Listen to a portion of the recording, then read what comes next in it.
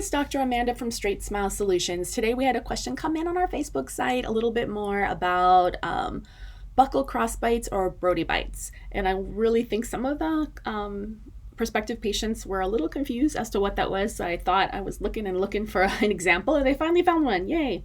So you can see right here, tooth number 3 is in a full buccal crossbite or Brody bite.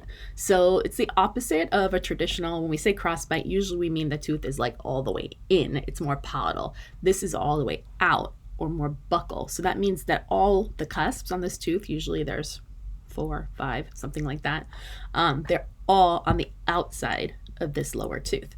Why does this happen? Sometimes it's just the bite, sometimes it's just crowning. Sometimes it's periodontal disease, which is what I'm guessing is happening here. Mobility, lots of things can happen.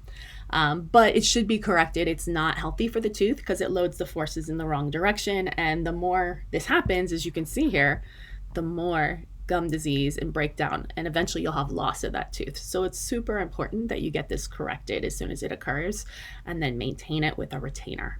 So that is why you need orthodontics, because if your bite doesn't fit together right, you're going to lose those teeth much earlier than you ever would, and hopefully you're never going to lose any teeth, So all right, hopefully that helps. So now you understand what a Brody bite or a buccal crossbite is. Some people also call it a scissor bite. That's another word. All right, thank you.